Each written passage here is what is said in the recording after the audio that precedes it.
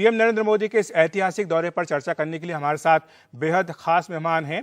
केंद्रीय मंत्री स्मृति ईरानी हमारे साथ जुड़ रही हैं। स्मृति जी, आपका बहुत बहुत स्वागत है। आप किस तरह से देखती हैं पीएम नरेंद्र मोदी के इस ऐतिहासिक दौरे को? कई बड़े जो मुकाम हैं वो इस दौरे में हासिल होने वाले हैं।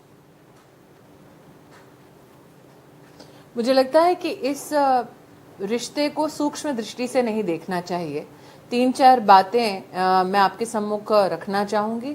बहुत लोगों का ये मानना है कि एक सिक्योरिटी बेस्ड या डिफेंस बेस्ड डायलॉग है और इसकी कई ऐसी परतें हैं जिनके ऊपर चर्चा करना जरूरी है। पहला, 4 मिलियन हिंदुस्तानी आज अमेरिका में सबसे बड़ा डायस्पोरा बन चुके हैं, जो सामाजिक, राजनीतिक और आर्थिक विषयों पर अपनी एक अहम भूमिका निभाते हैं।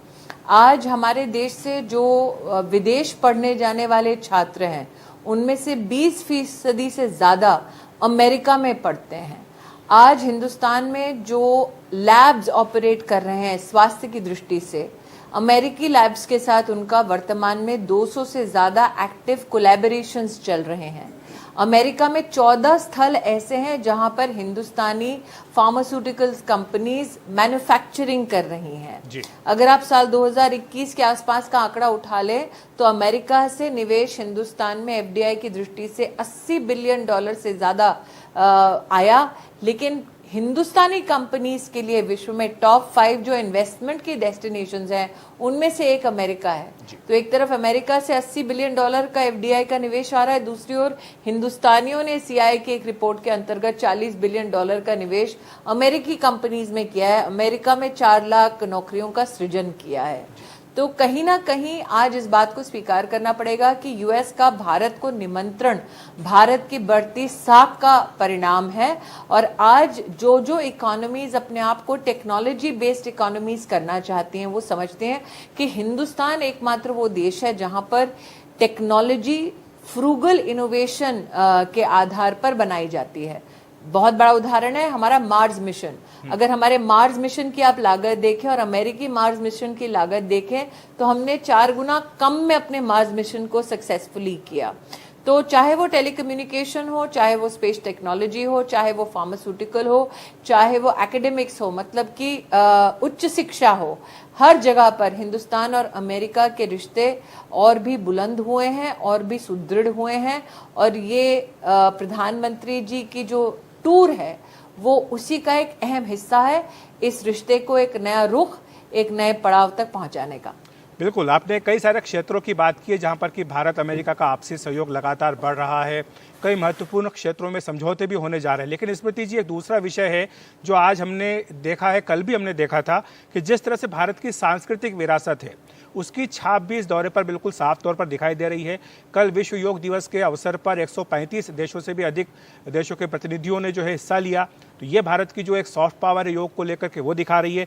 इसी तरह से आज जो उपहार पीएम मोदी ने दिए हैं राष्ट्रपति जो बाइडेन को और उनकी पत्नी को, वो भी एक तरह से भारत की मिट्टी की खुशबू वो देती है, दिखाती है किस तरह से पहुंची अमेरिका की धरती तक।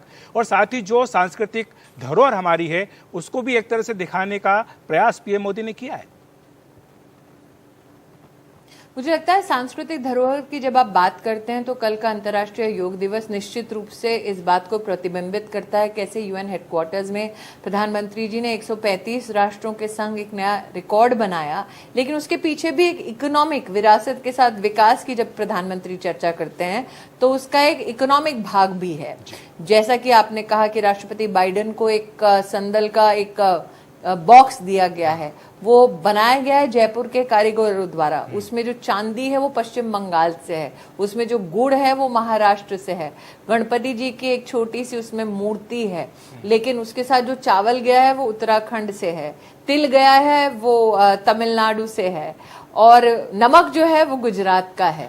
लेकिन अगर आप क्राफ्ट की दृष्टि से देखें तो आज हिंदुस्तान का जो हैंडक्राफ्ट बिजनेस है वो 1 लाख करोड़ से ज्यादा का व्यवसाय करता है एक्सपोर्ट की दृष्टि से हर साल जी। और पैंडेमिक में भी, कोविड में भी, जब विश्व स्तर पे ज्योग्राफिकल बाउंड्रीज में आप लोग लॉकडाउन देख रहे थे, तो वो एक क्षेत्र ऐसा है जिसने 1% बेहतर अपना उस वक्त एक्सपोर्ट किया और बिजनेस किया।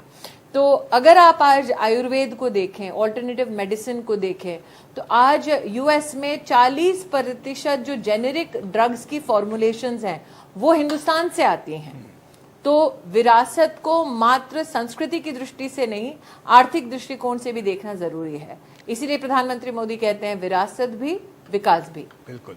और जो लोगों का आपसी संपर्क है उसको बढ़ाने का भी प्रयास किया। आपने जिक्र किया स्मृति जी की 40 लाख से अधिक भारतीय हैं जो अमेरिका में रहते हैं। खबर आ रही है कि 2 नए कॉन्सुलेट अमेरिका के भारत में खोले जाएंगे, एक अहमदाबाद में, एक बेंगलुरु में। इसी तरह से अमेरिका में भी भारत का कॉन्सुलेट खोला जाएगा। तो इस तरह से जो लोगों के बीच का आपसी संपर्क है उसको बढ़ाने का प्रयास भी इस यात्रा के जरिए किया जा रहा है कि बड़ी उपलब्धि मानी जाएगी, जिससे लोगों की जो तकलीफें होती थी वो दूर हो जाएंगी। $191 बिलियन का 2022 में भारत और अमेरिका के बीच का आर्थिक एक नाता उसका परिणाम है, जिसमें सर्विसेज सेक्टर का बहुत बड़ा एक योगदान है। आज हिंदुस्तान से, चाहे वो आंध्र प्रदेश हो, चाहे वो तेलंगाना हो, चाहे वो महाराष्ट्र हो, चाहे वो गुजरात हो, सर्विसेज की दृष्टि से इन 4-5 राज्यों से विशेष हमारे लोग अमेरिका में कई प्रमुख स्थानों पर नौकरियां कर रहे हैं। बार बार हम लोग उल्लेख करते हैं कि सुंदर पिचाई को देखिए, मात्र वही नहीं, सत्या नडेला ही नहीं, बल्कि जो मिड लेवल कंपनीज हैं या मिड लेवल कॉर्पोरेट लीडरशिप है, उसमें भी कई हिंदुस्तानियों का योगदान आप अमेरिकी अर्थव्यवस्था के प्रति देख रहे हैं। तो पीपल टू पीपल रिलेशनशिप का बनना और उसका और भी मजबूत होना, ये इस बात का संकेत है कि हिंदुस्तान के लोग सर्विसेज और टेक्नोलॉजी सेक्टर्स में अमेरिका में अपनी एक अनोखी छाप छोड़ चुके हैं। केयर इकोनॉमी की दृष्टि से हिंदुस्तानी डॉक्टर्स हों या नर्सेज हों, उन्होंने भी जेरियाट्रिक केयर की दृष्टि से बहुत बड़ी उपलब्धियां यूएस में सुनिश्चित कराई हैं। मात्र हेल्थ केयर ही क्यों, अगर आप आज स्पेस टेक्नोलॉजी में हिंदुस्तान और यूएस के रिश्ते देखें तो 200 से ज्यादा सैटेलाइट लॉन्चेस अमेरिका की दृष्टि से इसरो और नासा के सहयोग से हो पाया है। तो भारत और अमेरिका के रिश्तों को संकुचित दृष्टि से नहीं, मात्र योग की दृष्टि से नहीं, मात्र डिफेंस की दृष्टि से नहीं, चाहे वो सेमीकंडक्टर है, चाहे वो एआई है, चाहे वो क्वांटम कंप्यूटिंग है या क्राफ्ट है, भारत एक ऐसा विविध देश है जिसने इकोनॉमी, सोशल सेक्टर में, सर्विसेज सेक्टर में अमेरिका के लिए भी नई अपॉर्चुनिटीज दी हैं और अपने लिए भी नए नए आयामों का विकास किया है। जी, अब थोड़ी सी राजनीति की बात कर लेते हैं। हम पीएम मोदी के दौरे की बात कर रहे हैं, लेकिन अब से कुछ दिनों पहले भी एक हमारे भारत के नेता हैं राहुल गांधी, जिन्होंने अमेरिका का दौरा किया था। वहाँ पर उन्होंने मोहब्बत की दुकान खोली थी और मोदी सरकार को आड़े हाथों लिया था। उस पर आप क्या बोलेंगे? देखिए, मोहब्बत, और आप मुझसे बड़े हैं अखिलेश जी, और मेरा ये, मैं मर्यादा में बोलना चाहती हूँ। आशिक की जेब में अगर पैसा ना हो ना तो आशिकी सूझती नहीं है। जब भूख लगे हो पेट में तो मोहब्बत किसी को याद नहीं आती। आज हिंदुस्तान 5वीं सबसे बड़ी अर्थव्यवस्था बन गई है तो कुछ लोगों को मोहब्बत याद आने लगी है, लेकिन दुकान उन्होंने पहले भी खोली थी। उस दुकान में देश को कितना बेचा था ये हिंदुस्तानी जानता है। वो चाहते हैं कि वो दोबारा दुकान लगाएं। उस दुकान में बेचा क्या जाएगा, हिंदुस्तान या हिंदुस्तानी? और हिंदुस्तानी अब व्यवसाय का एक पौन नहीं बनना चाहता, मोहरा नहीं बनना चाहता।